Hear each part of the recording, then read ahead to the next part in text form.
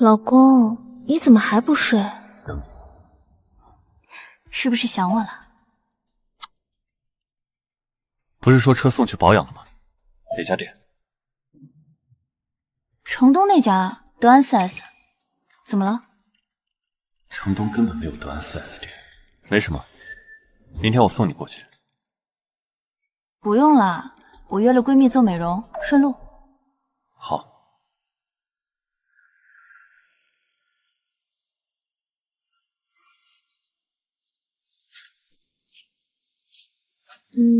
我知道，明天房本先写你。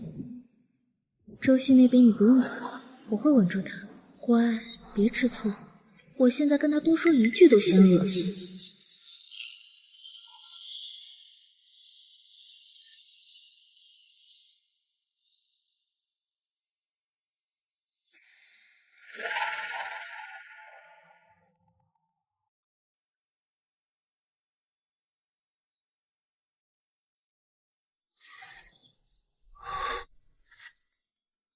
他所有精致和雀跃都没再给过我。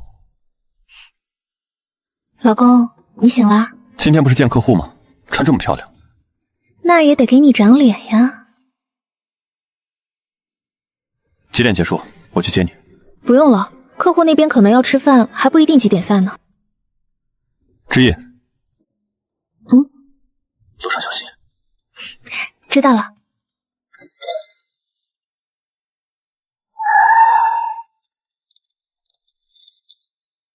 周先生，您昨晚发我的资料我都看了，录音、定位、流水都能作为初步证据。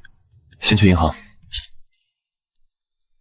周旭，这钱是我留给你的拆迁款，以后买房生孩子都体面些。周先生，另外您爱人最近还来咨询过婚后房产只写第三方名字的流程。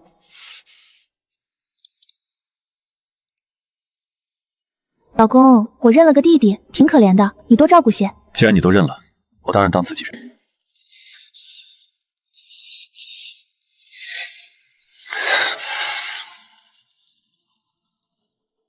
去滨江1号。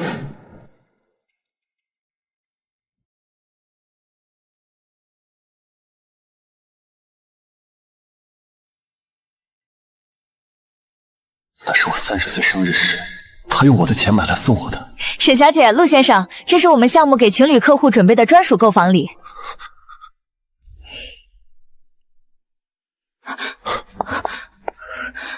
周旭，你怎么会在这儿？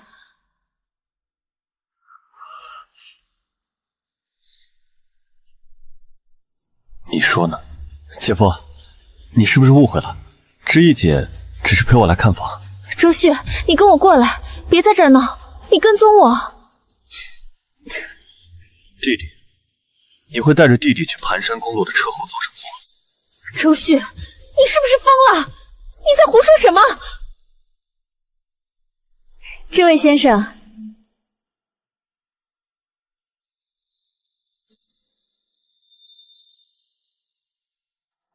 周先生，是这样的，因为刚才刷卡显示账户异常，需要持卡人本人再补一个确认签字。签啊！周旭，你别这么小家子气，我帮陆晨买套房怎么了？用我妈留下的钱也叫帮？姐夫，你别怪知意姐，她就是心软，钱的事我以后会还的。你拿什么还？他怎么还有脸来啊？人家帮弟弟买房而已，这男的也太计较了吧？看着挺体面，怎么在售楼间闹成这样？女孩子都被逼哭了。周旭，你到底想怎么样？陆晨只是我弟弟，你至于把事情做得这么难看吗？弟弟，沈之意，你敢看着我的眼睛再说一遍吗？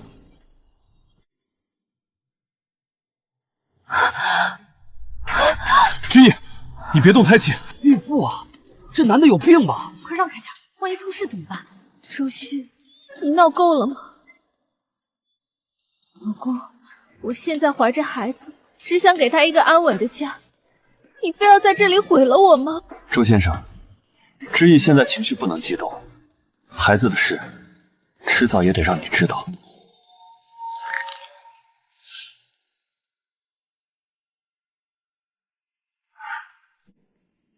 周旭，事情已经到这一步了，我也不想再瞒你。房子、孩子，以后的人生都跟你没关系了。你把字签了，至少还能留点体面。先生，请您不要影响客户签约。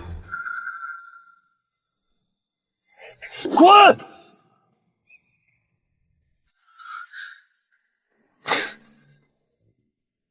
说完了吗？你们一个怀着孩子来逼宫，一个装深情来接盘，真是配合默契。周旭，你说话放尊重点。尊重？你和我老婆在一起，花我的钱，戴我的表，住我妈留下的钱买的房，你也配跟我要尊重？周旭，你别发疯！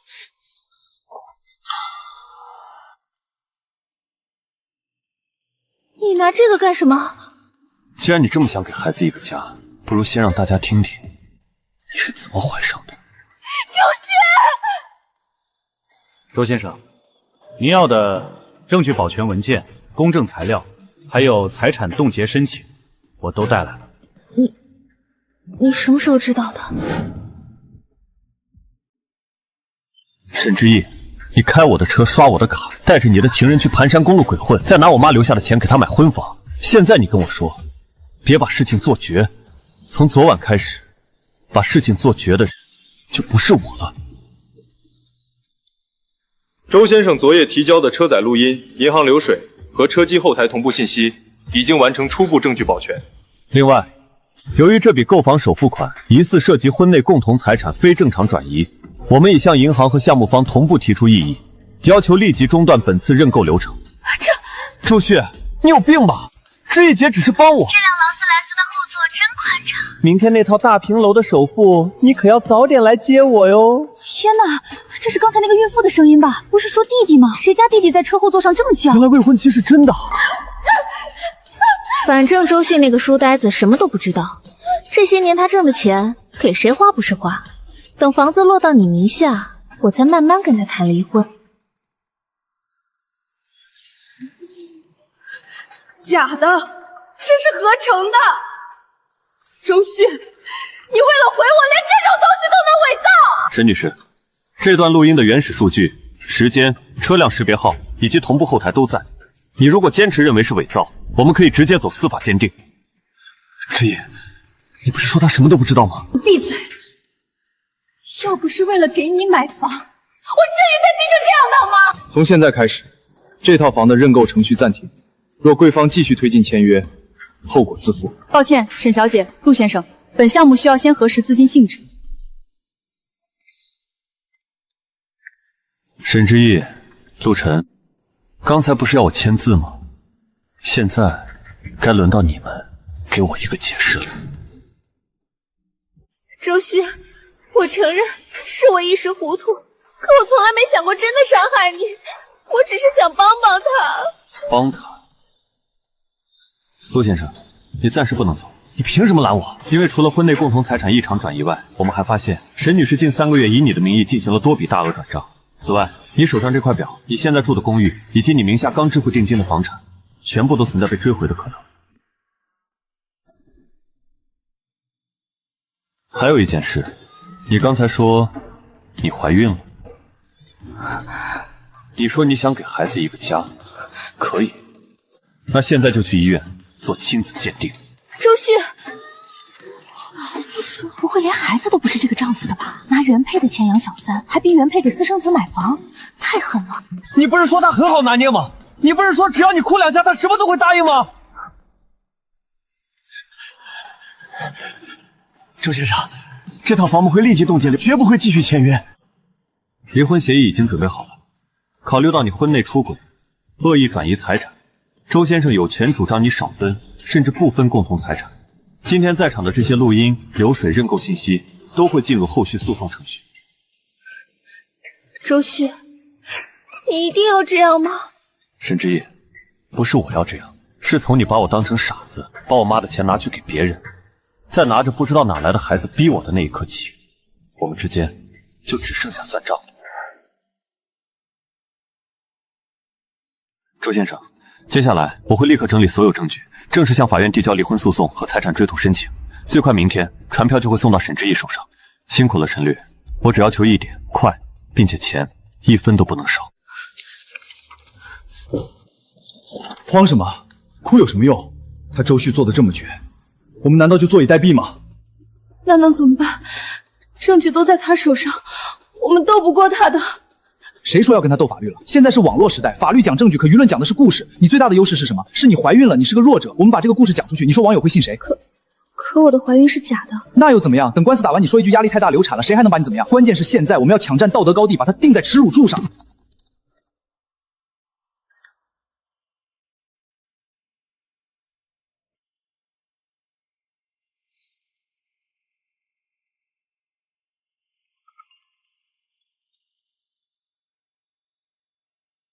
你这个混账东西，你还有没有脸？之意到底做错了什么？你要这么对他？你马上给我滚出来！我们现在就在你公司楼下。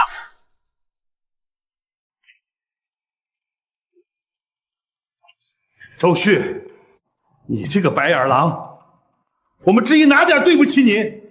你竟然要在她怀孕的时候跟她离婚，你安的是什么心？我的女儿命怎么这么苦啊！嫁给你5年，有了你的孩子，你就把她一脚踹开，你的良心被狗吃了吗？你不说话是什么意思？默认了？网上的东西我们都看到了，你就是个伪君子，我告诉你门都没有。说完了吗？你，陆先生，您和您未婚妻真是郎才女貌，天作之合啊！哎呀，你别乱说，我们还没订婚呢。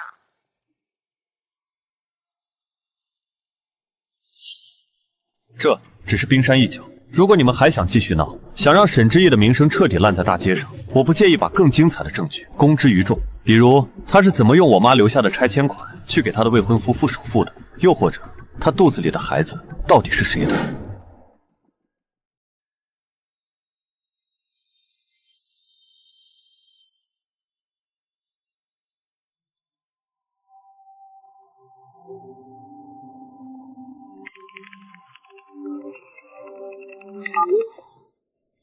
陈律，你看到了吗？周先生，看到了。你现在什么都不要回应，一个字都不要说。任由他这么污蔑我，让他说，他现在已经不是在打舆论战了，他是在犯罪。他说的每一个谎，伪造的每一张图，都是在为自己准备一份足以让他身败名裂的诉讼材料。我的建议是，让子弹再飞一会儿。我明白了。我已经委托了专业的网络取证团队和公证处，从现在开始，他发布的每一个字都会被实时固定证据，并进行公证。他跳得越高，就摔得越惨。我真的不知道该怎么办了，我只想保住我的孩子。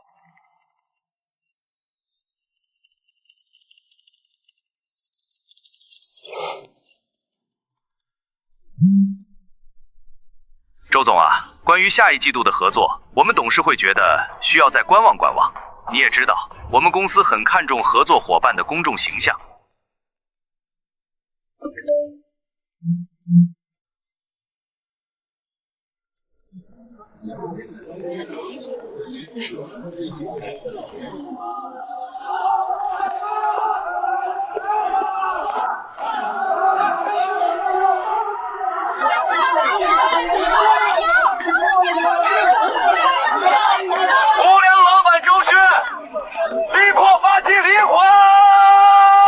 大家快来看啊！就是这家公司的老板周旭，抛弃自己的妻子，还想独吞夫妻共同财产。可怜我妹妹呀，怀着孩子被他扫地出门，天理何在呀！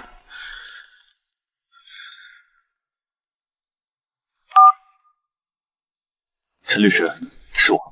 周先生，我看到新闻了，您千万不要冲动，不要露面。我明白。他们送上门的证据，我们不能不要。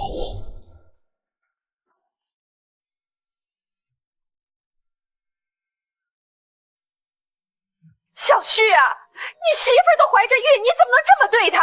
咱们老周家可没出过这种抛妻弃子的男人。周总，最近网上关于您的一些传闻，希望您能尽快处理好家事，不要影响到我们的合作。喂，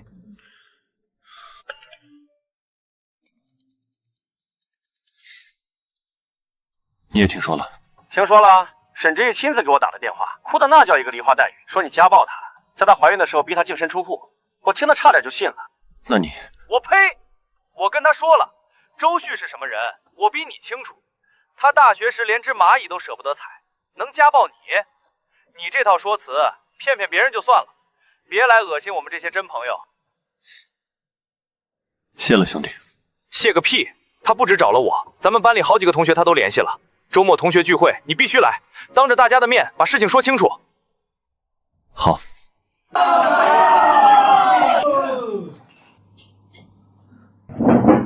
哎呀，这不是我们的大班长吗？来来来，坐我这儿，坐我这儿。周旭，我得跟你道个歉。道什么歉？前2天，沈之意也给我打电话了，他说的太惨，我当时就信了，还在同学群里说了几句你的怪话。后来还是张超私下找我，我才知道自己被当枪使了。兄弟，对不住。没事儿，不知者不罪。不止这个，我总觉得他说话的腔调不对劲儿，哭得太假了，就多了个心眼儿。后半段通话我录下来了。行了，王浩，别说那些没用的了，你只要帮我在群里多说说周旭的坏话，让他身败名裂。事成之后，我给你包个大红包。周旭那个书呆子最好面子了，以为谁都跟他一样讲感情。我就是要让他众叛亲离，逼他主动放弃财产。他妈留下的那笔钱，我1分都不会给他剩下。沈女士，你作为原告的配偶，先说说你的想法吧。周旭，我知道我错了，我不该一时糊涂，被陆晨蒙骗。可我们毕竟有5年的夫妻感情，难道这5年全都是假的吗？我知道，我说什么你现在都不会信了。那笔钱我可以还给你，但我希望你能看在我们曾经相爱一场的份上，给我留一点体面。我愿意归还1半，剩下的就当是你给我最后的补偿。我们好聚好散，行吗？调解员，我方沈女士的态度已经很诚恳了，周先生做的这么绝，是不是有些不近人情？在我谈感情的时候，沈小姐在跟我谈钱，现在到了法庭上，她倒开始跟我谈感情了。既然沈小姐认为我们之间还剩下情分，那就请你来告诉她，这些天她都做了哪些有情有义的事。沈小姐，自售楼处事件后，你在多个社交平台发布不实小作文，暗示周先生存在婚内过失，这里是所有相关页面的公证截图。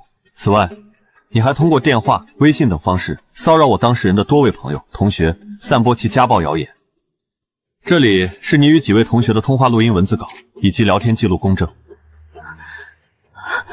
你的行为已涉嫌诽谤，所以我当事人的诉求非常明确：第一，要求沈女士全额返还婚内恶意转移的所有财产183万7千元，1分不能少。第二，周先生将追加诉讼，要求你就其侵犯名誉权的行为公开道歉，并赔偿精神损失费20万元。20万？周旭，你疯了！你这是敲诈！这是你应得的代价。沈小姐，我提醒你，法庭调解是严肃的法律程序，不是让你表演的地方。你的这些行为如果查证属实，是要承担法律责任的。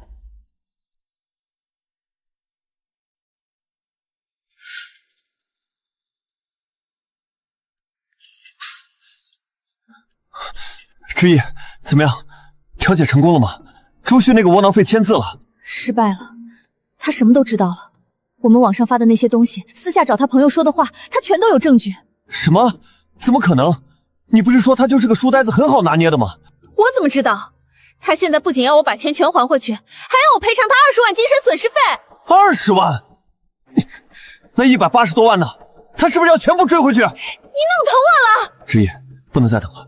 我们必须赶在周旭之前把钱转移出去。怎么转移？转到海外账户。我有个朋友在香港做金融，可以帮我们操作。只要钱到了海外，国内就算判了也拿我们没办法。我朋友还推荐了一款高收益的理财产品，投进去不仅安全，还能钱生钱。以谁的名义买？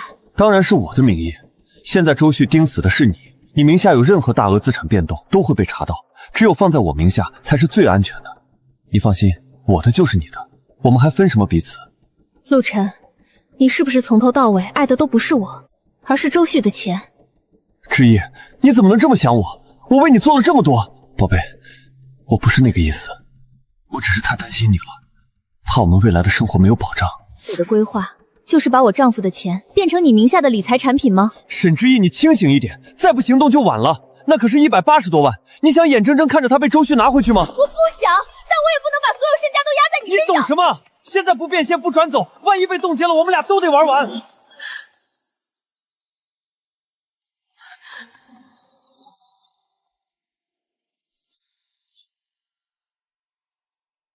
他们很急，一个急着把钱变成自己的，一个急着保住这笔不义之财，他们之间很快就会出现裂痕。是的，所以我已经向法院提交了诉前财产报备申请，证据链完整，法院已经受理，正在紧急审查。辛苦了，沈律师。分内之事。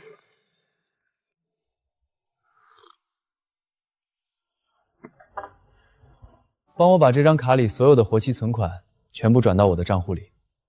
好的，陆先生。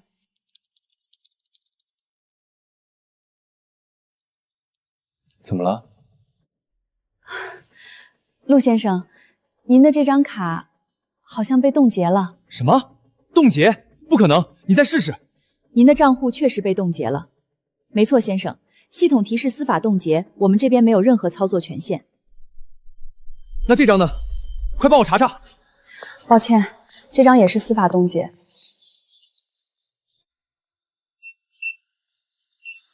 先生，您名下所有的卡都显示同样的状态。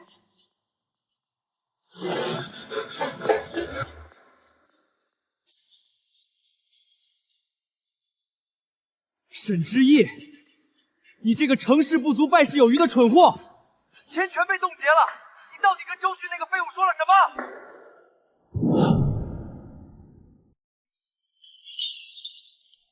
沈之意，开门！我知道你在里面，别逼我把门踹开。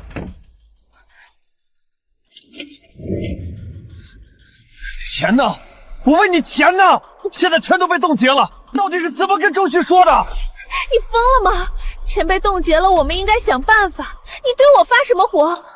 想办法？我找你就是想办法。现在，立刻，马上，你去给你那些富婆朋友打电话借钱，去把你那些包和首饰都卖了，或者你现在就滚回周旭那里跪下求他，说不定他那个书袋子心一软就把钱解冻了。我们不是说好了要一起开始新生活的吗？你怎么能这么对我？新生活。周旭这个人就是个没尝过社会毒长的书呆子，耳根子软，反正哄高兴，他什么都愿意给。记住，千万别在他面前提钱，让他主动给，偶尔装装可怜，他这种烂男人最喜欢。你竟然还留着这些？我为什么不留着？之意，是你把事情搞砸了，所以这个烂摊子你必须得收拾。我给你24小时，不管你用什么方法，给我凑100万出来，否则这些录音就会原封不动地出现在周旭的律师手上，到时候法官会相信谁是主谋。记住，只有24小时。你想踩着我的尸骨脱身，凭什么？既然你不仁，休怪我不义。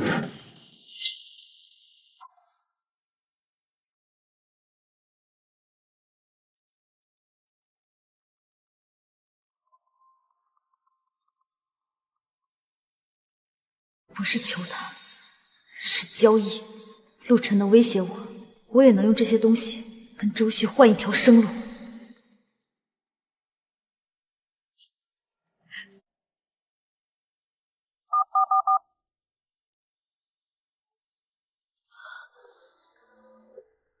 周旭，是我，救救我！我错了，我真的知道错了。我全都是被陆晨骗了，他不是人，他是个魔鬼。他从一开始就在算计我，算计我们。现在事情败露，他就把所有责任都推到我身上，他还威胁我。周旭，他刚刚让我给你凑100万，不然就把所有事情都捅出去，让我一个人背黑锅。你看，你快看啊，这就是他威胁我的证据。他说要把这些东西交给你的律师，让我身败名裂。周旭，我真的被他胁迫了，我好害怕。你帮帮我好不好？只要你肯帮我，我什么都愿意做。我愿意出庭指证他，我会把所有事情都说出来，他是怎么一步步教我，一步步骗取你的信任的。求求你，看在我们5年夫妻的情分上，你撤销对我的部分诉讼好不好？我什么都不要了，只要不让我去坐牢，周旭，求你了。法庭上说吧。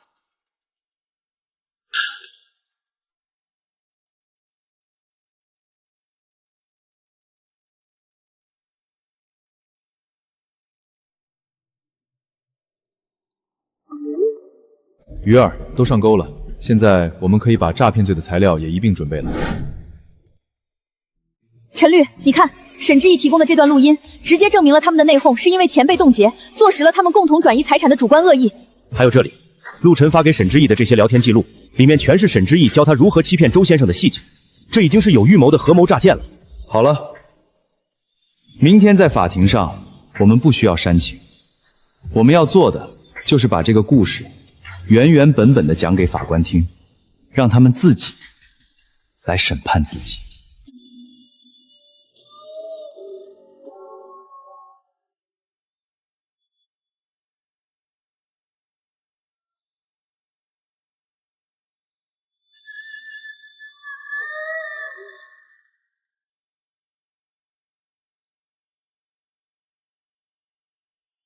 放着吧，我累了。亲爱的，这个包包好漂亮啊！买。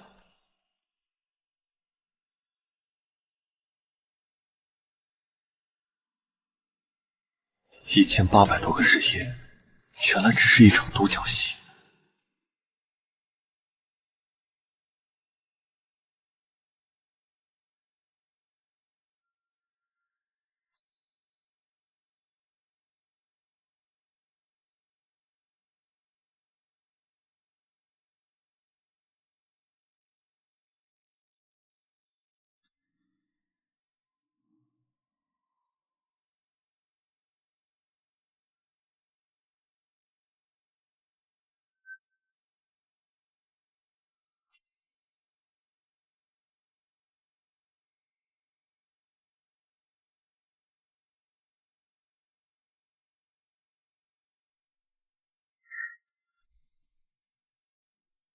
现在开庭，我方将出示被告沈之毅在婚内恶意转移夫妻共同财产的证据。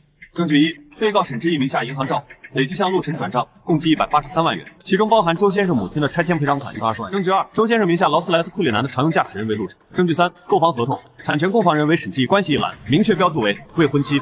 审判长，接下来我方将呈上一组更为特殊的证据。这组证据由被告沈之毅主动提供给我方，意图证明他本人也是受害者。你到底什么时候把钱转过来？周迅是不是发现了什么？我说了会办的，催什么？不能不急吗？万一被冻结了，我们俩都得玩完。这是沈女士和陆先生的聊天记录。沈女士教骚陆先生，对我方当事人说，陆先生是沈女士的远房表弟，刚毕业手头紧，别多想，记住，在周旭面前，你嘴巴甜一点，他就是个书呆子，很好拿捏。不是的，都是他主动勾引我的，是他跟我说周旭性子软弱，是个只会赚钱的机器。你胡说八道！陆晨，你这个骗子！是你花言巧语的骗我，结果你爱的根本不是我，而是周旭的钱。我吃软饭，是谁嫌弃周旭不懂浪漫？是谁跟我抱怨天天像守着个木头人？是谁拿着周旭的钱给我买车买表，满足你那可悲的虚荣心？你闭嘴！你这个无耻的骗子！你才是那个贪得无厌的女人！骗子！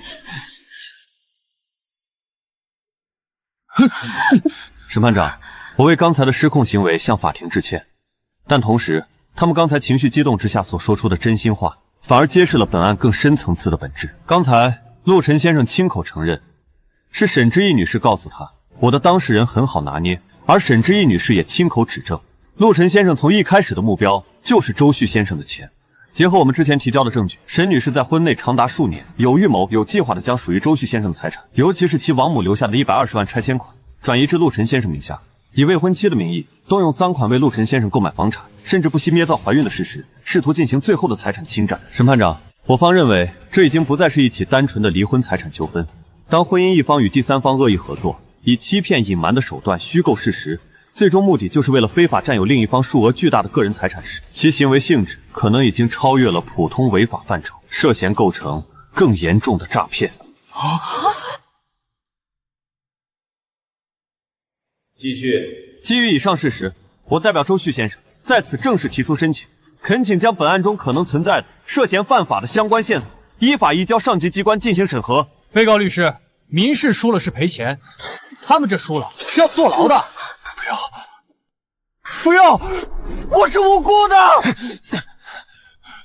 我认罪，我什么都说，都是他指使我的，他才是主谋。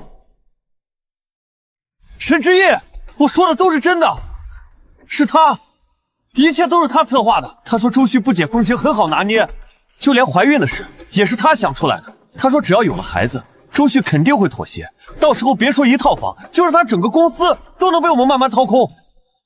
他才是那个最贪心、最恶毒的人。陆晨，你胡说！你这个王八蛋，明明是你怂恿我的！你敢说你不是心甘情愿的？你花着他的钱给我买名表豪车的时候，怎么不说是我怂恿的？沈之夜，你别装了！你才是软饭硬吃的畜生！被告人，注意你们的言辞。经本院审理查明，被告沈之意在与原告周旭婚姻关系期间，与被告陆晨存在不正当男女关系，并恶意串通，侵害原告周旭合法财产权益。现判决如：一、准许原告周旭与被告沈之仪离婚；二、被告沈之仪、被告陆晨于本判决生效之日起10日内，共同返还原告周旭财产共计347万8千元；三、共同赔偿原告周旭精神损害抚利金10万元；四、本案中，被告沈之意、陆晨涉嫌构成诈骗罪，现将依法将相关犯罪线索正式移交上级机关处理。判决如上，即刻生效。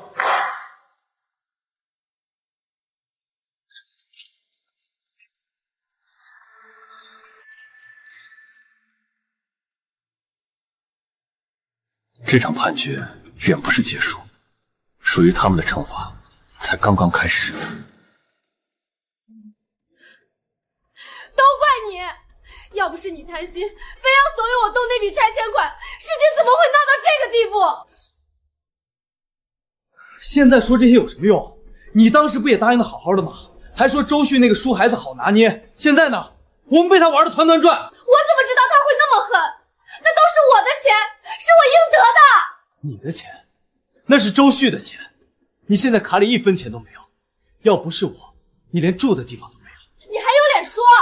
你就是个只会花女人钱的软饭男，废物！谁啊？我们是市人民法院执行局的沈之思、陆晨。根据生效判决，我们依法对你们进行强制执行，请立即开门配合。开门，否则我们将采取强制措施。沈之意、陆晨，这是法院的执行令。现在，我们将对你们名下的所有财产进行清点查封。这是我的，你们不能拿！陆晨，抗拒执行是错误行为，即刻把东西交出来！即刻东西交出来！不，这是我的！抓住他！啊！你涉嫌妨碍公务，我们有权对你采取强制措施。放开我！放开我！近日，我市法院执行局成功执结一起涉案金额巨大的离婚后财产中占案，被执行人沈某、陆某恶意转移、藏匿财产，拒不履行法院判决。哎，你看这个姓沈的，真不是东西。为了钱，什么事儿都干得出来。放开我！放！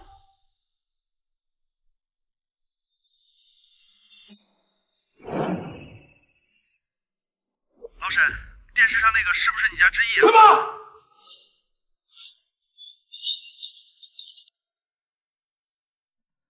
家门不幸，家门不幸啊！我沈家的脸都被这个畜生给丢尽了。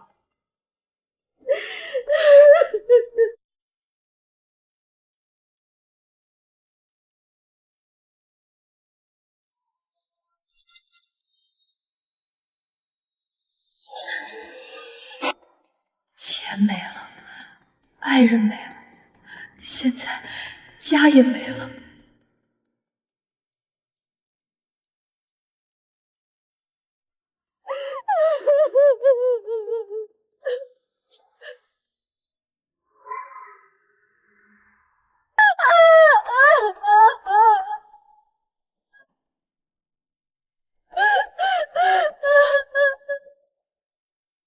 你就是沈之意。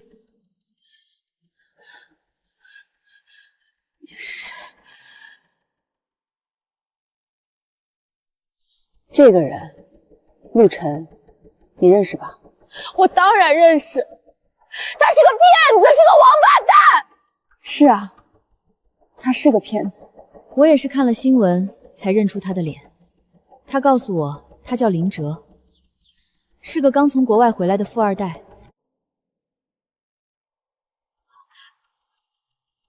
他说他不喜欢商业联姻，想找灵魂伴侣。他说他看中了我的善良，不在乎我离过婚，还带着个孩子。不可能，他跟我说他是真心爱你的，对吗？他会告诉你他有一个回报率极高的内部投资项目，但不方便用自己的账户操作，想借用你的名义。你也被他？我叫李静，他用那个所谓的投资项目拿走了我30万。你知道吗？我认识他的时候，周旭还没有跟你离婚。他一边花着你老公的钱给你买奢侈品，一边用同样的套路从我这里骗钱。你被他骗走的是周旭的钱，是你从你丈夫那里偷来的钱。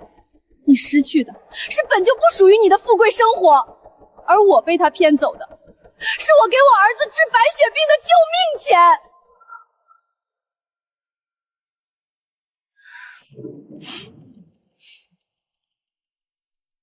你愿不愿意和我一起去指证他？凭什么？凭什么他们都能好过，只有我一无所有？我愿意，我要让他死！沈女士，你要想清楚，你在与周旭的离婚案中是过错方，你需要为你说的每一句话负责。我负责。他说，周旭这种书呆子，只要我装的温柔体贴，他就会把所有家底都给我。这些都是他教你的？是。他还炫耀过，不止我一个女朋友在帮他理财。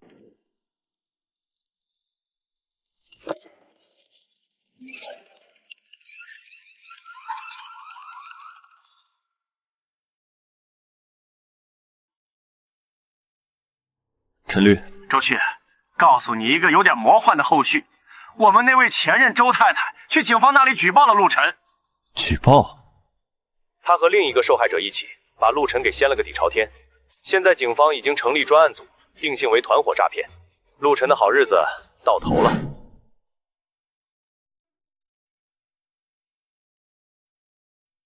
这笔钱沾满了背叛和污秽，不能让母亲留下的东西被如此玷污。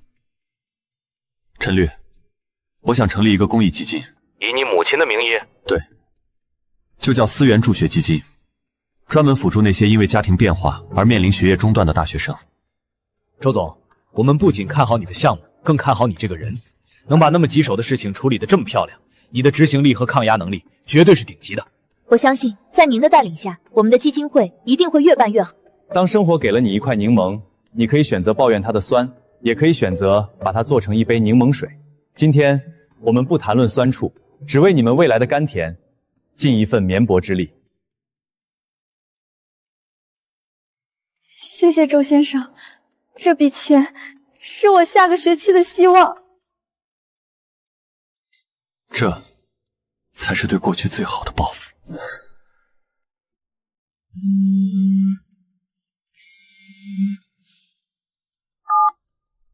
陈律，周总，陆晨的案子判了。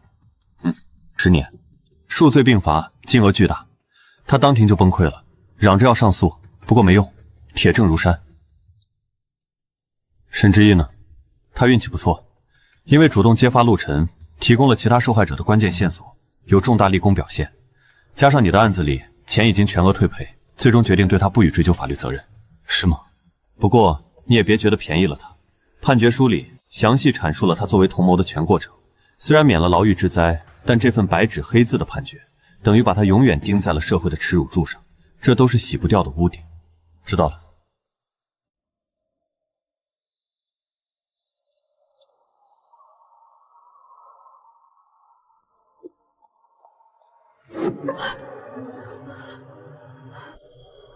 陆晨得到了应有的下场，你愿意站出来指证他，让我的钱有了追回来的可能，从这一点上，我应该谢谢你，但是我也永远不会原谅你。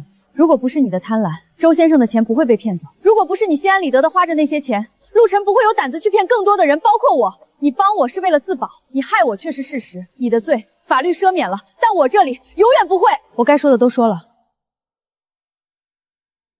谢谢你，但我也永远不会原谅你。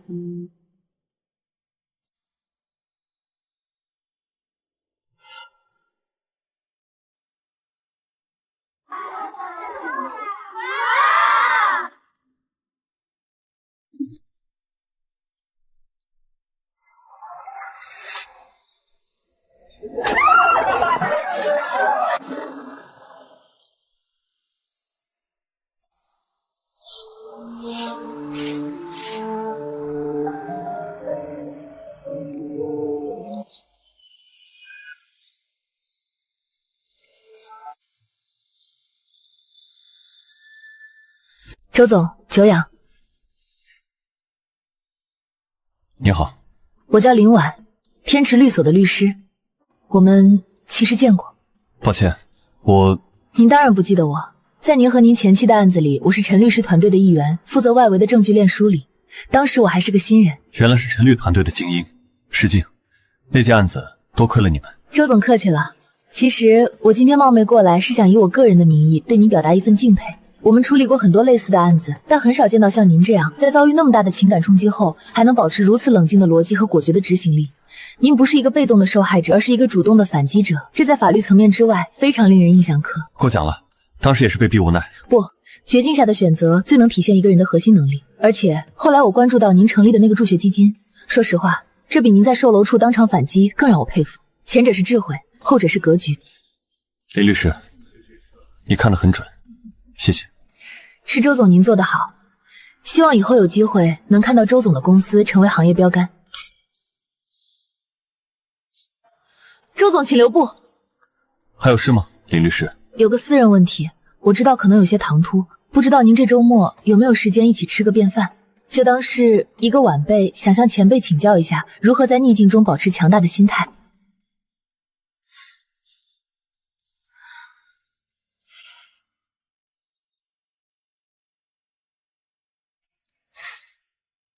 好啊，我的荣幸。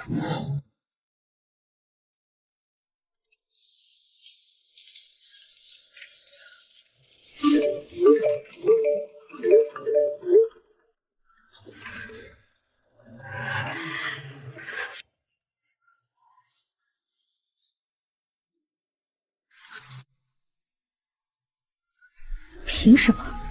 这一切都该是我的。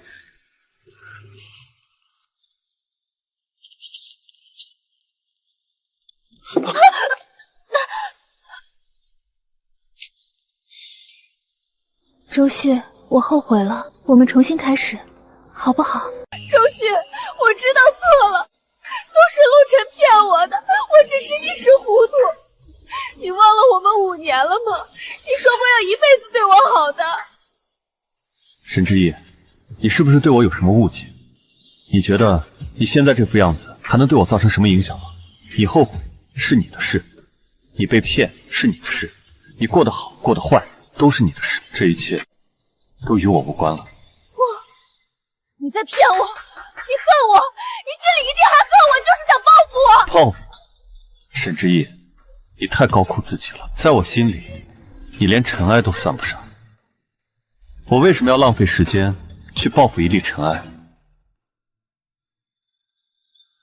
这是最后一次警告，如果你再以任何形式骚扰我或者我身边的人，我会直接报警。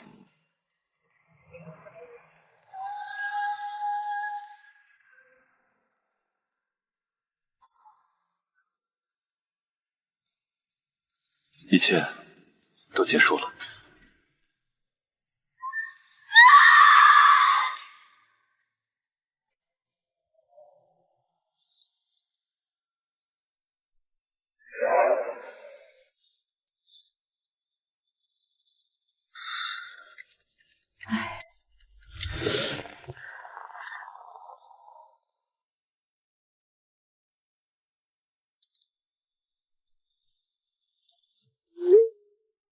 我没事，谢谢。录像我会保存。周先生，抱歉打扰您，只是作为您的律师，我想提醒您，像沈女士这种情况后，在她彻底绝望会做出更极端的行为，您近期的个人安全需要多加注意。我明白。我只是有些好奇，从在售楼处，当您提到那笔拆迁款时，您的情绪很不一样。如果冒犯了，我向您抱歉。林律师，你相信婚姻吗？我相信合同，相信法律，相信人性在规则约束下的相对可靠性。至于婚姻，我只相信缔结婚姻的人。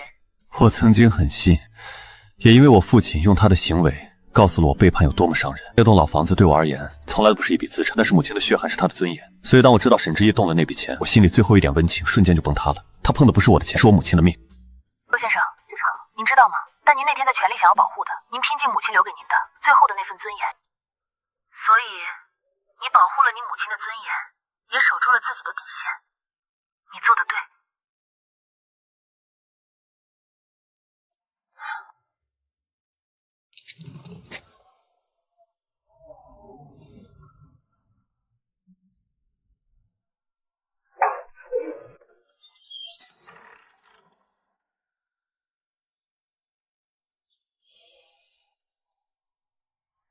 哟，这不是我们家飞出去的金凤凰吗？怎么翅膀折了，灰溜溜的飞回来了？你还提他？我最近在外面连头都抬不起来，人家都在背后指指点点，说我妹妹卷了老公的钱养小白脸，我这张脸都让他给丢尽了。小强，少说两句。妈，这怎么能怪小强？当初她嫁给周旭，我们是怎么嘱咐她的？让她多为娘家捞点好处。结果呢？好处没捞到，周旭给您二老的钱，她转头就为了野男人。行了，都别吵了。事已至此，你就先在家里待着吧，以后认命吧。哎，那块没脱干净，你眼睛瞎了吗？天天就知道摆着一张死人脸给谁看，你就是个赔钱货。养你这么大，指望你换点彩礼，结果倒好，非要自由恋爱，最后还不是让人给踹了。现在搞得身败名裂的滚回来，除了给家里丢人，你还会干什么？赔钱货。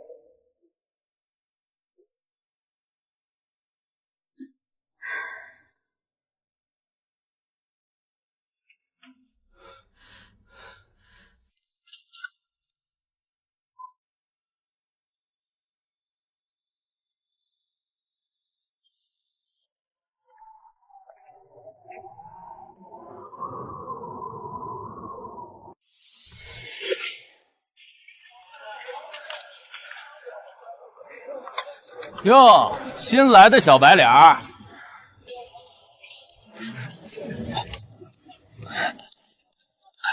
蝎子哥，您好。住手！就说你小子是骗女人钱进来的，手段很高嘛，把那些娘们哄得团团转。都是误会，一点感情纠纷而已。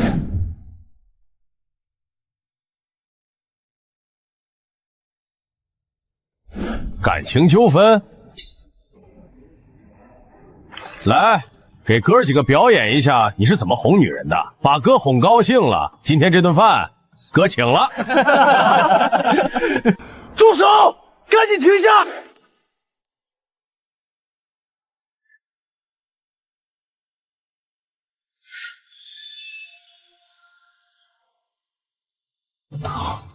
我无比怀念花着周旭的钱，开着豪车的日子。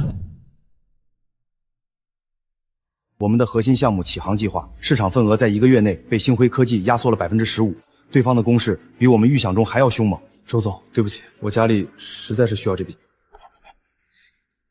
祝你前程似锦。周总，我们不能再这么被动下去了，他们这么搞价格战，我们的人心都要散了。是啊，周总，要不我们也降价吧，先保住市场再说。降价？我他妈怎么跟人家比？那是找死！价格战我们不跟，但我们的阵地一寸都不能让。星辉的弱点是项目周期长，决策链条臃肿，而我们小而快。从现在开始，启动方舟计划的预备方案，将我们下一代产品的研发周期缩短1半。我要在他们以为胜券在握的时候，用技术给他们最致命的一击。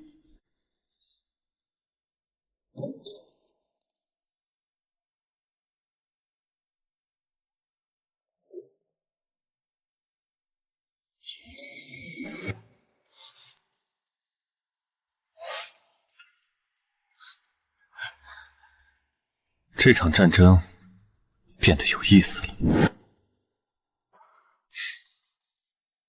这个律师的出现不是坏消息，反而是星鸿公司送给我的一份大劳，虚张声势，急功近利，太好懂了。会议暂停10分钟。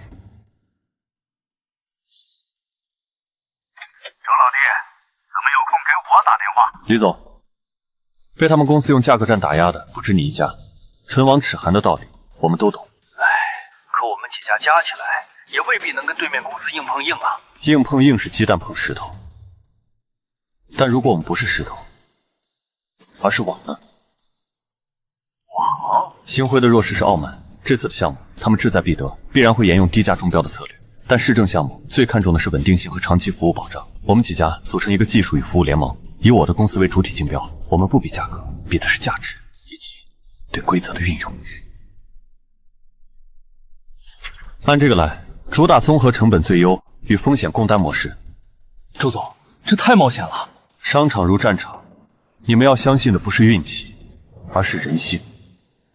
有些人永远无法拒绝摆在眼前的诱饵，哪怕那诱饵上带着钩子。5600万，你输定了。我方的方案是风险共担，在项目周期内，我方将承担30%的市场风险。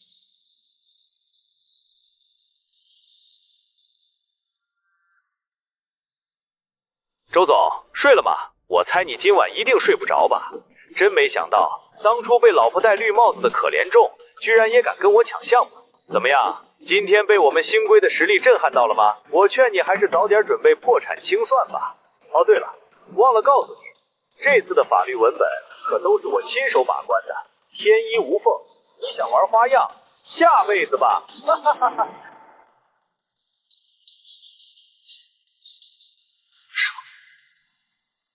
那明天见分晓。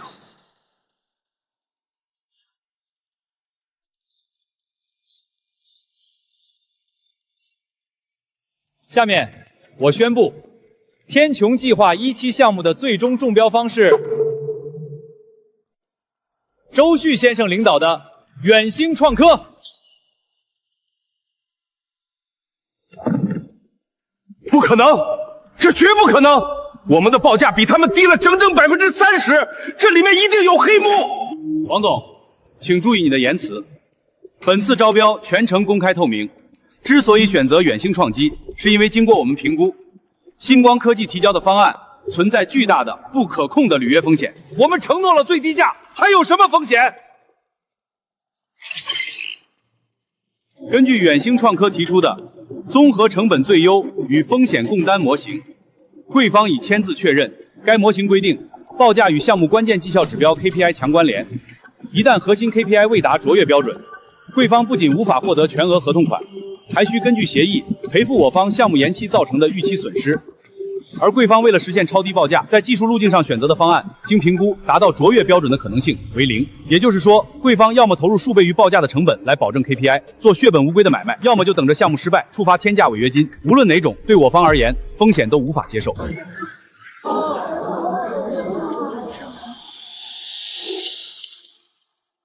这就是你说的天衣无缝，这就是你的把关。我以为那些只是废物，你被解雇了，现在就给我滚！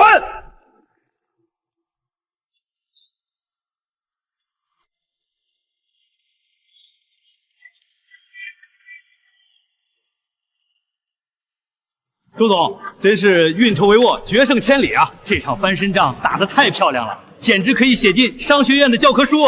来，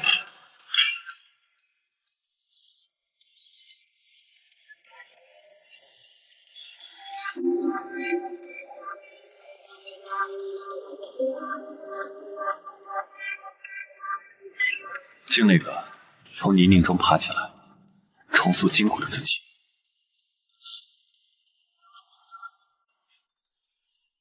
快看，那个服务员！什么？天哪，好像真的是他，就是那个售楼处大战原配那个。我的妈呀，他怎么会在这里当服务员？喂，服务员，你过来一下。您好，请问有什么需要？我就是想确认一下，你是不是就是照片上这个大名鼎鼎的沈之一呀？不，你认错人了。认错了？怎么可能？你这张脸当初在热搜上挂了3天3夜呢，怎么花着前夫的钱买包买表的时候风光无限，现在落魄到端盘子就不敢认了。就是她，我想起来了，当时视频我都看了，还骗老公假怀孕，结果被人家当场放录音打脸。这种女人怎么还有脸出来工作？快叫你们经理来！她怎么还有脸出来工作啊？就是这种人就应该被社会迫切。经理，你们怎么回事？怎么能雇这种道德败坏的人来服务？晦气！这饭我们不吃了。林静，你现在就去换衣服结工资走人，我们这小本生意经不起你这么折腾。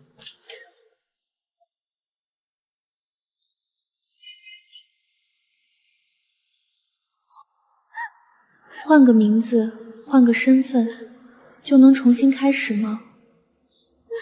互联网是有记忆的，这个烙印会跟我一辈子。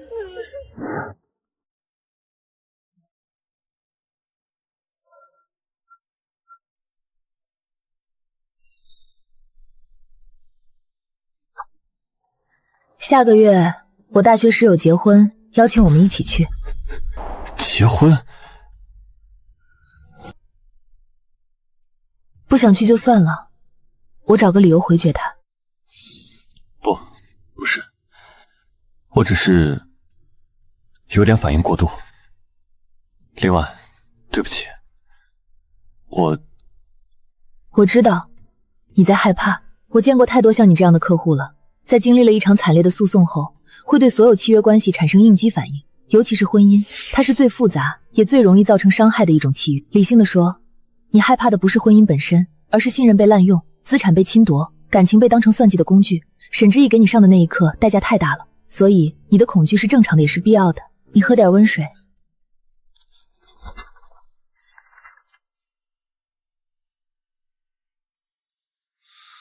别紧张，这是我为我自己粗草的，我名下的房产、股权、基金，还有我父母准备留给我的资产，我都做了详细的梳理和界定，当然也包括了对我们婚后共同财产的分配建议，以及在极端情况下的退出机制。你看，我可比沈之言专业多了。对我来说，信任不是口头说说，而是用规则来保障的。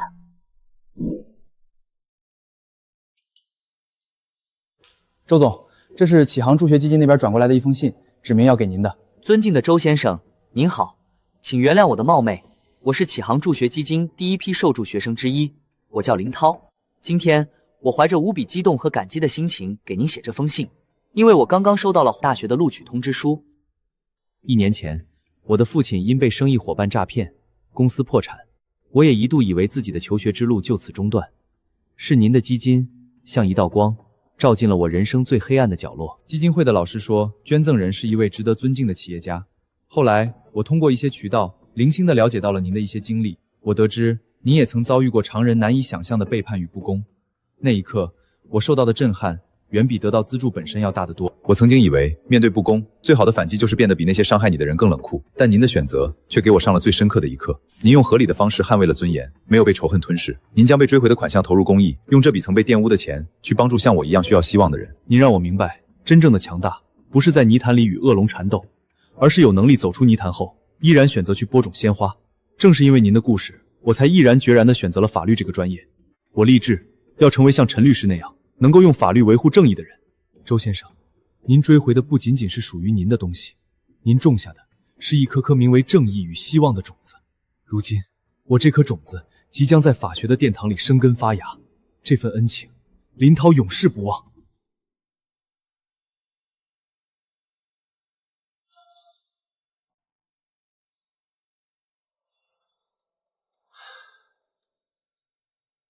小陈，帮我找全市最好的装裱师傅。我这里有一封信，很重要，我要把它裱起来。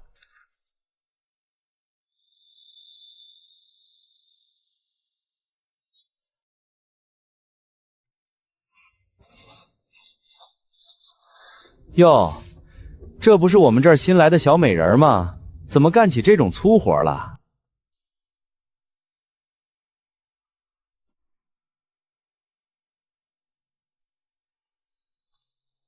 别擦了，这双手可不是干这个的。王总，我的活还没干完。活儿？你的活儿不该是这个。来来，跟我进来一趟，我跟你谈谈你真正该干的活儿。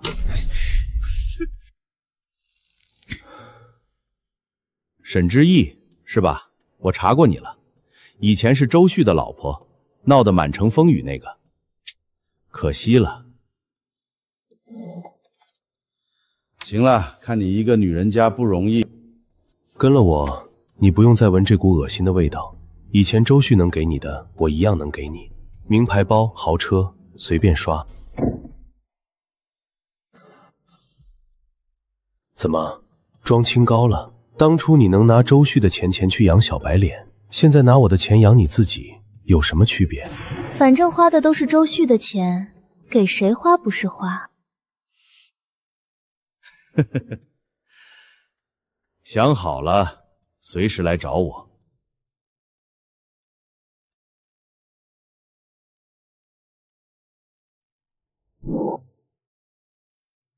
小沈，跟了我，这些委屈都不用再受了，车子、房子都不是问题。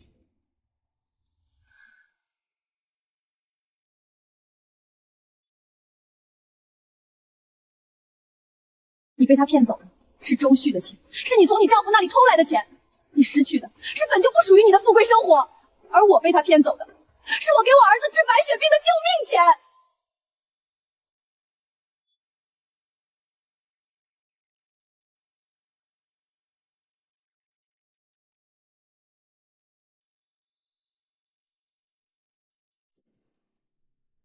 沈之意，你别后悔，离了我这儿，你连狗都不如。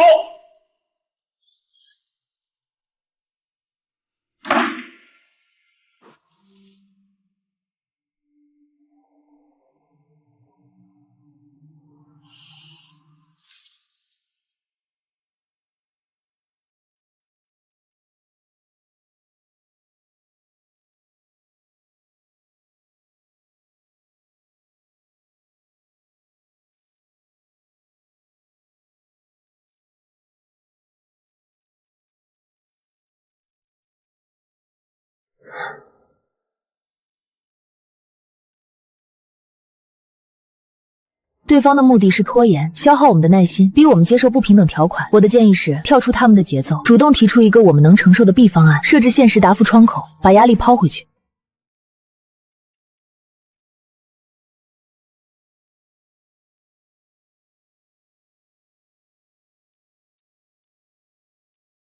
婚姻其实和我们签的商业合同很像，它的初衷是建立长期稳定的合作关系，但总有人想违约，甚至想通过欺诈手段侵吞另一方的资产。所以，聪明的合伙人会在签约前做好尽职调查，明确双方的权利和义务，并设定好违约条款。这不是不信任，恰恰相反，这是为了保护这份信任，让它不至于因为人性的贪婪而变得不堪一击。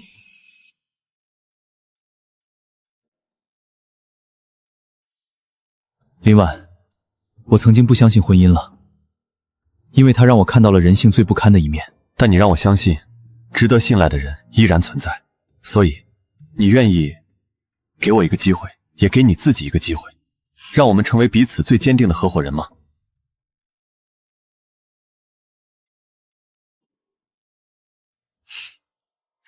求婚我答应了。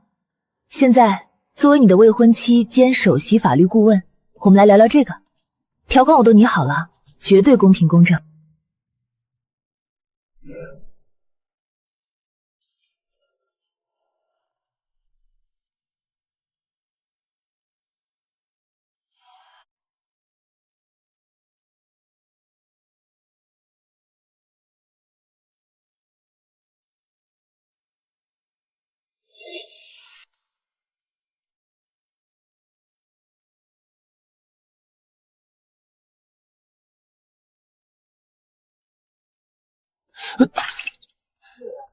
抱歉，我最近状态不太好，影响到你了。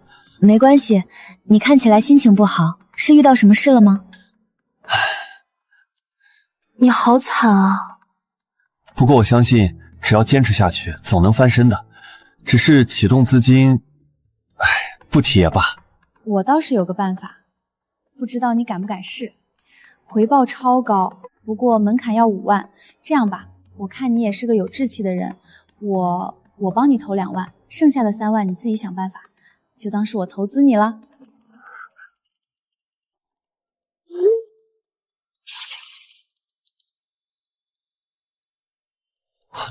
谢谢你，你真是我的贵人。我去那边看看。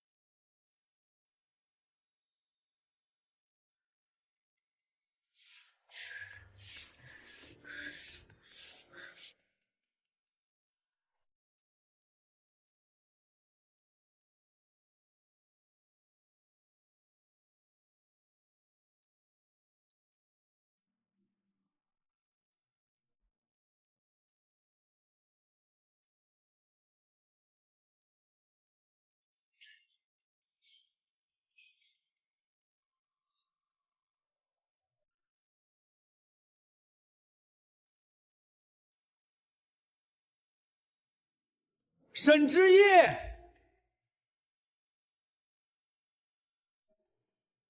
你就混成这样了，给周旭当豪门太太不好吗？非要跟着我，现在满意了，在快餐店里拖地，感觉怎么样？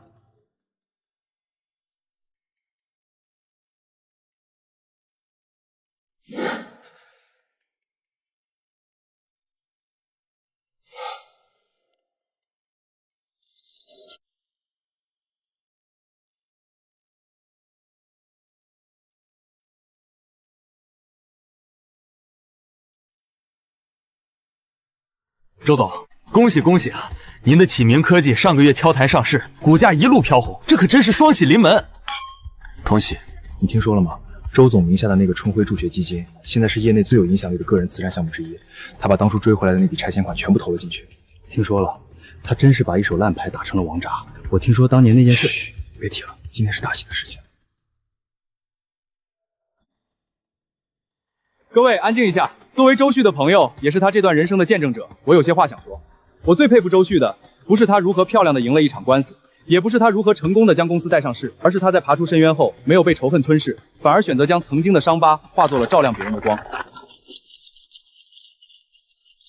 今天谢谢大家来见证我的幸福。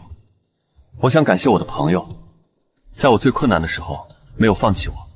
我更要感谢我身边的妻子林婉，是她让我知道信任不是一句空话，它可以用智慧和规则来守护。是它让我重新相信这个世界上依然有值得交付真心的美好存在。最后，我也想感谢那段不堪的经历，因为它让我彻底打碎了那个天真脆弱的过去，也让我因此更清晰地看清了值得珍惜的未来。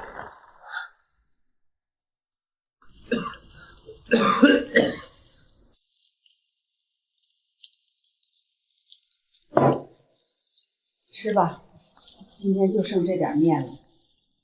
你吃吧，我没胃口。你看看你，没胃口也得吃，不吃难道等死去见阎王吗？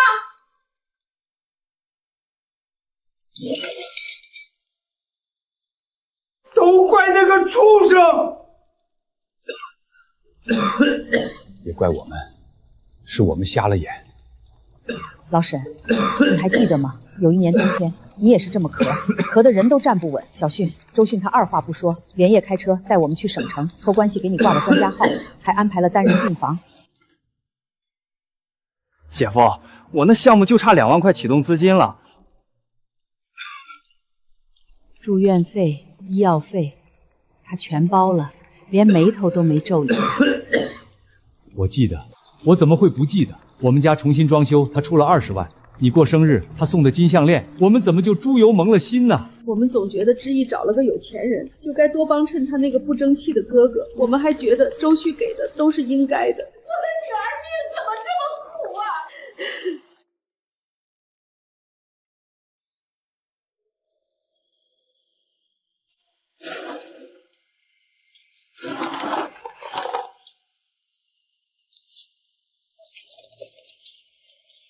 老师，我们对不起的不只是知意，更是周旭。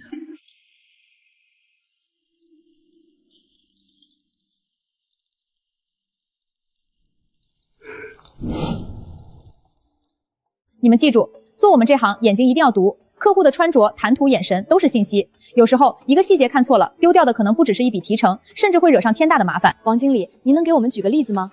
例子当然有，而且是我亲身经历的。几年前就在这里，我接待了一对客户，男帅女靓，要全款买下我们当时的楼王2000多万。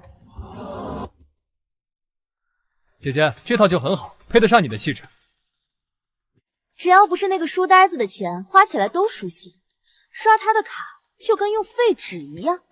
当时那个女人叫沈之意，身边的男人叫陆晨，他们言语间竟是对另一个男人的鄙夷。我当时还年轻，只觉得是碰上了财神爷，直到那个书崽子本人出现在了售楼处。你们永远无法想象那样的画面。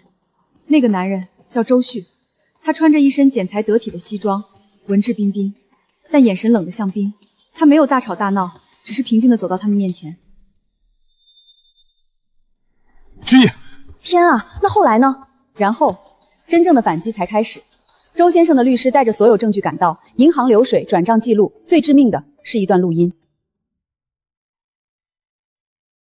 等房子到手，就把他剩下的钱都弄过来。这个书呆子，活该被我们耍得团团转。他妈妈那笔拆迁款正好够我们付全款了。那一刻，我才明白什么叫真正的运筹帷幄。那个被他们称为书呆子的男人，用最冷静、最合法的方式，把那对狗男女的脸皮当众撕得粉碎，踩在脚下。那后来呢？那个叫陆晨的小白脸，因为连环诈骗被判了10年。至于那个沈之意，身败名裂，早就销声匿迹了。而那个被他们看不起的周旭，他的公司在3年前成功上市，如今他是我们这座城市最炙手可热的企业家之一。我们现在这个云顶天之溪项目最大的投资方就是他的公司。王经理，您说那个周先生经历了那样的背叛之后，他后来还会相信爱情吗？听说啊，他娶了个非常厉害的女律师，2个人恩爱的不行，比以前幸福100倍。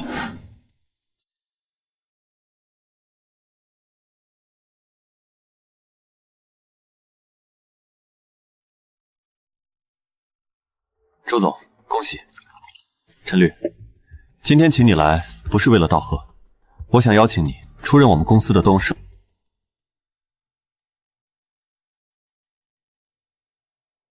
周总，心意我领了，但这个我不能收。董事的职位我可以考虑，但这部分股权超出了我作为你律师应得的报酬范畴。当初的案子我们两不相欠。陈律，你可能不知道，在售楼处那天，在你出现之前，我差一点就没绷住。我当时脑子里只有一个念头，就是和他们同归于尽。保安围上来的时候，我甚至想，如果我在这里动了手，就算毁了我自己，也要让他们付出代价。是你及时出现，把我从悬崖边上拉了回来。你用最专业、最冷静的方式告诉我，对付垃圾不必把自己也弄脏。后来开庭，他们当庭互咬，如果不是你提前做好了万全的准备，我可能还会心软，会被他们所谓的5年感情绑架。是你让我彻底断了对那段过去最后一丝不切实际的幻想。所以，你帮我打赢的不只是一场官司，而是我的人生。你帮我追回的也不只是钱，是一个男人差点被彻底摧毁的尊严和未来。这份情根本无法用金钱来衡量。我给你股权，不是酬劳，是邀请。我需要一个绝对信得过的人帮我守住他。我需要我的朋友坐在我的身边，而不是站在我的对面。走，带你去个好地方。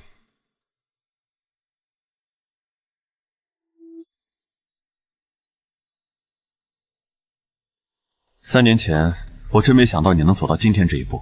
我也没想到，大概是不想输吧，输给了爱情，输给了婚姻，但他不能再输掉自己的人生。不过，股权我收了，董事我也当了，以后你再惹上什么官司，我的律师费可是会很贵的。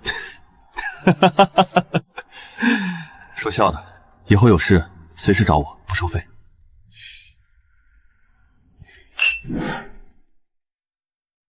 之意， 3号桌的排骨汤好了，快端过去。来啦！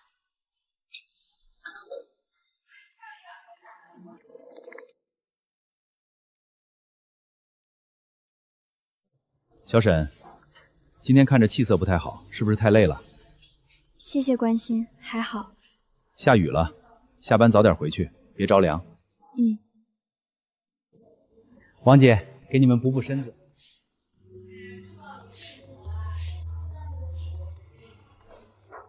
我看那李老板人还不错，老实本分的生意人。你要是觉得行，接触接触也无妨。你还年轻，总不能一辈子就这么待着。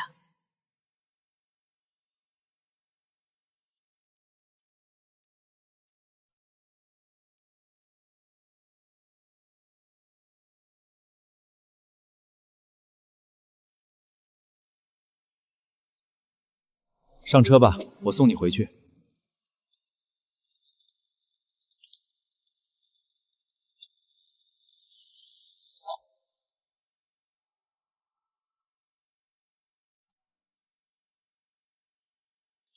小沈，其实我了解过你的过去。你别紧张，谁没点过去呢？我不介意你的曾经。我觉得你是个好姑娘，只是被坏人骗了。你这样的女人，不该在这种地方浪费青春。跟着我吧，我不会让你再受苦了。车子、房子、漂亮的衣服，我都能给你，绝对比你现在端盘子强100倍。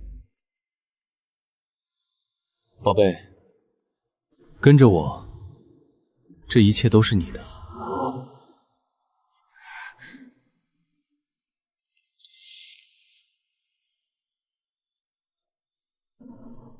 这是这辆车的备用我知道钥匙，一时很难做决定，你拿着，什么时候想通了就来找我。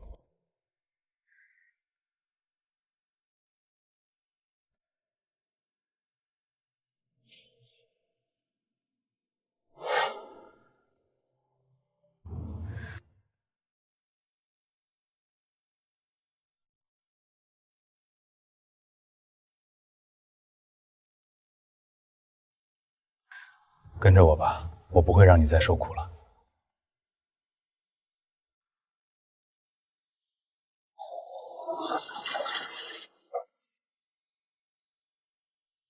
小沈，女人最宝贵的就那么几年青春，别浪费在不值得的地方。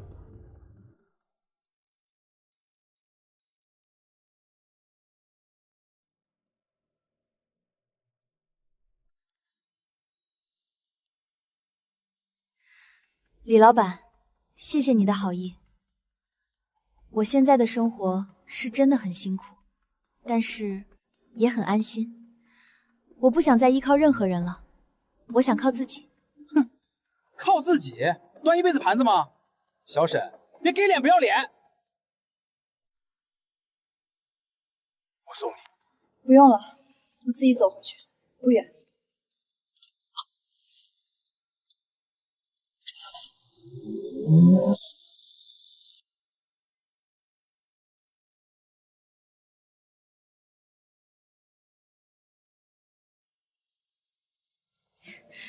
谢谢你，王姐。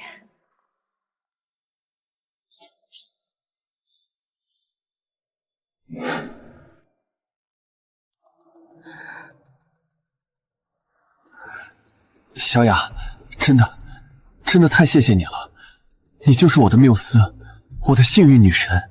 快把账号给我，别让那个投资人等急了。我们不是说好了吗？你的梦想就是我的梦想。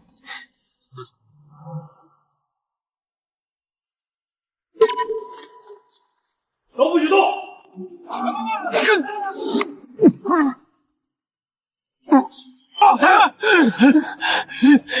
怎么回事？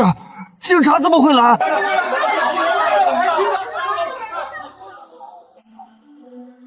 干得漂亮！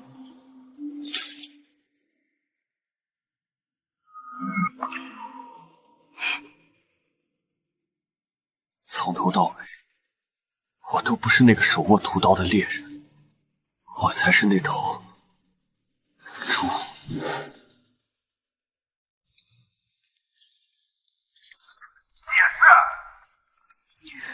周总，我突然想行使一下妻子的特权。什么特权？查手机。你给我看看！请便，领导。不过我可得提醒你，我的法律顾问就在身边坐着，24小时待命。我可不敢有任何不轨行为，否则净身出户的就是我了。就你贫。周旭先生，解释一下吧，这笔50万的转账是怎么回事？手机通讯录很干净，微信聊天记录也没问题。但是你给咱们家的慈善基金捐款这么大一笔钱，怎么没跟我这个家庭首席财务官兼法律顾问报备一下？你这是不是属于婚内个人财产的擅自取致？我错了，林律师，我认罪。说吧，你打算怎么罚我？罚你今晚的碗归你洗。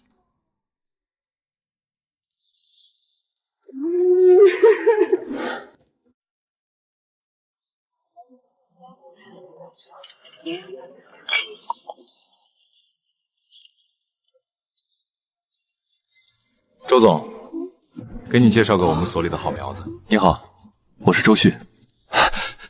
周先生您好，我叫林峰。小林是我们今年新招的实习生里最出色的一个，名校法学院高材生，专业功底扎实。林峰是吧？不用紧张。周先生，其实我是您助学基金会第一批资助的学生。原来是你，都毕业了，还进了军城，很了不起。周先生，我今天一定要当面跟您说一声谢谢，谢谢您。您资助的不只是我的学费，更是我的人生。如果不是您，我根本没有机会走出大山，更不可能站在这里。其实，我选择读法律也是因为您。当年您的事迹在我们学校的论坛上传了很久，是您让我明白，法律不是冰冷的条文，而是保护自己、维护正义最强大的武器。从那时起，我就立志要成为像陈律师那样的人。你能有今天的成就，都是靠你自己的努力。我很高兴，当初的决定是有意义的。我已经开始接触一些法律援助的案子了，周先生，您绝对想不到，我接手的第一个案子是一个杀猪盘诈骗案，一个单亲妈妈被网络骗子骗走了给孩子治病的救命钱。我看到那个姐姐绝望的样子，就想起了您。我告诉她，法律会给她一个公道。现在我们已经协助警方锁定了犯罪嫌疑人，正在准备材料，帮他追讨损失。做得很好，我相信你会成为一枚非常出色的律师。志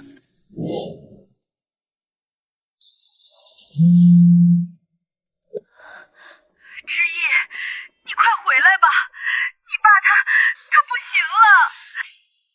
在哪个医院？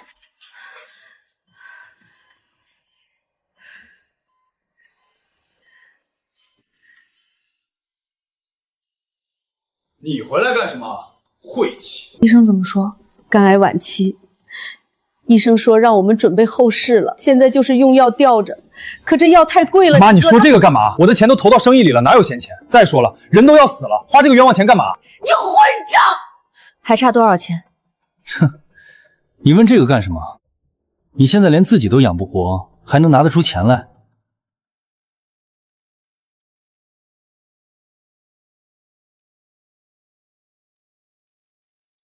妈，你拿着，先去把爸今天的药费交了，不够我再想办法。志毅，是妈对不起你，都过去了。志毅，别怪我们，是我们教坏了你，以后好好过日子。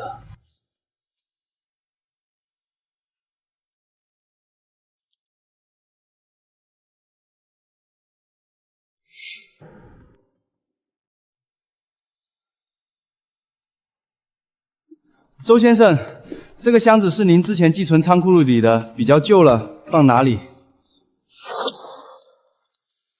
我下去看看还有没有东西落在车上，顺便给大家买些喝的上来。好，辛苦了。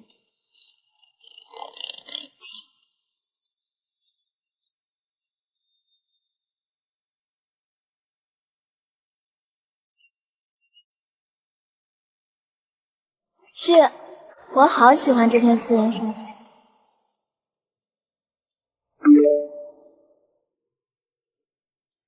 这是我亲手给你织的，不喜欢也得带着。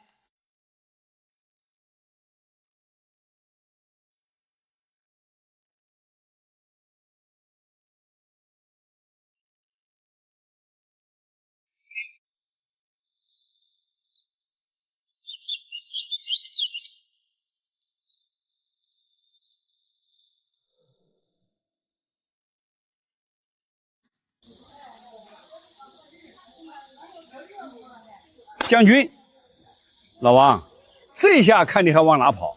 急什么？跑不了。哎，说起来，你们看到前2天的财经新闻没？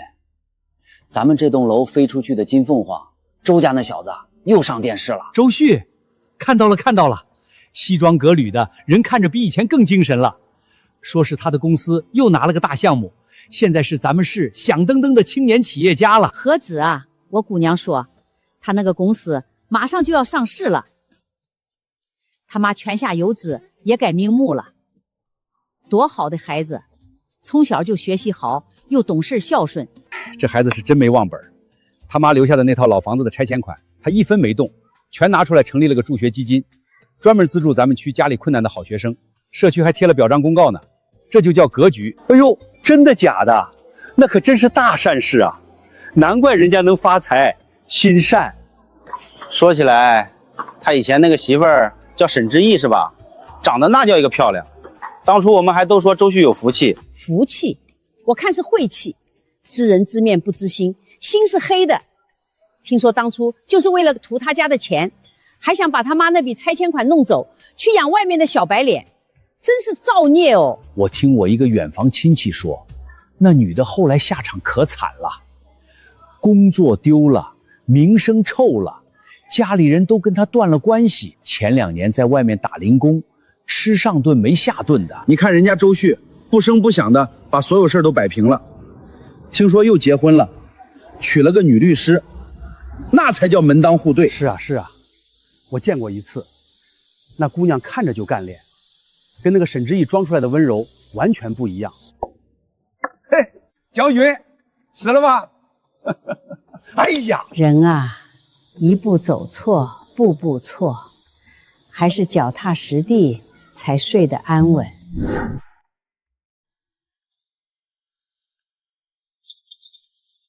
周旭先生，林婉女士，恭喜2位，林女士怀孕6周了，胎心天苗都很健康，后续注意定期产检就行。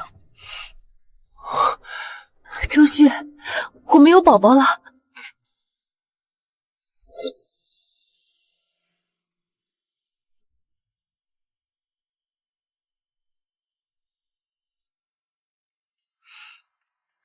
周旭，都过去了。是啊，都过去了。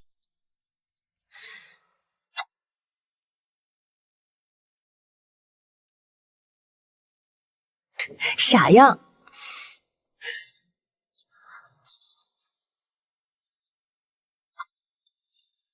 这一次，我要给他或者她一个全世界最好的家。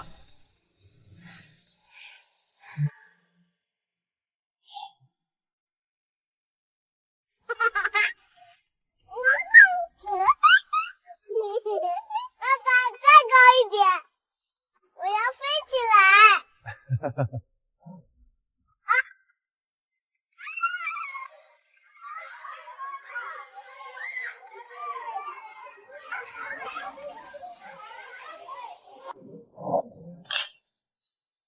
你不会以为我真的爱你吧？这房子是我的。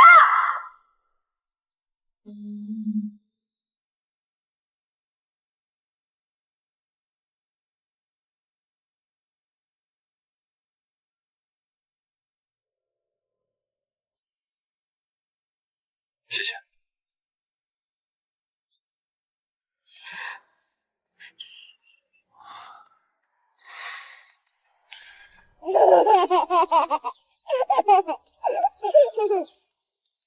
爸爸，我们回家吧，我想妈妈了。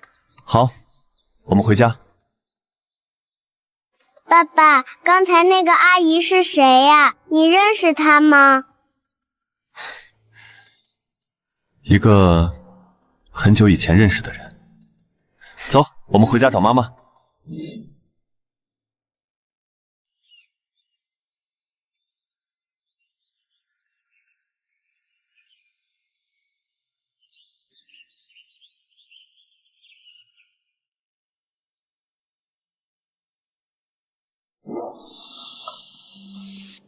对，就是这样。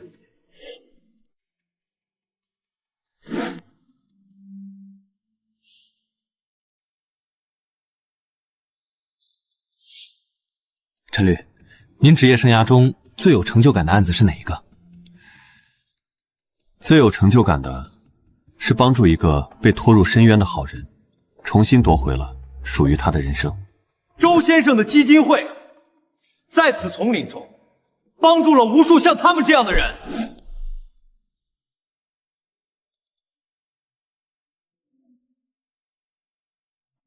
谢谢，再见。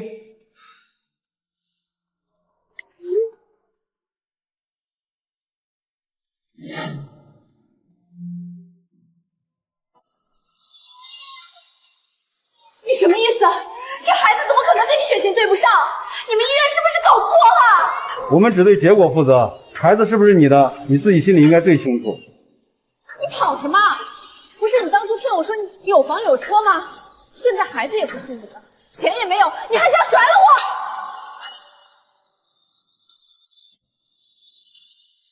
周旭，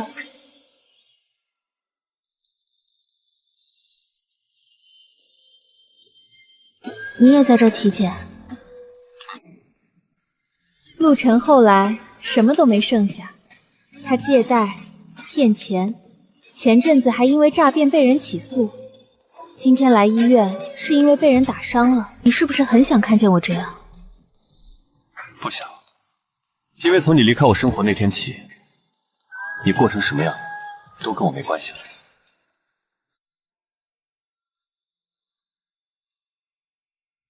周旭，对不起。这世上最好的报复，从来不是和烂人一起沉下去，而是他们在泥里互相撕咬的时候，我已经站在光里，走得很远了。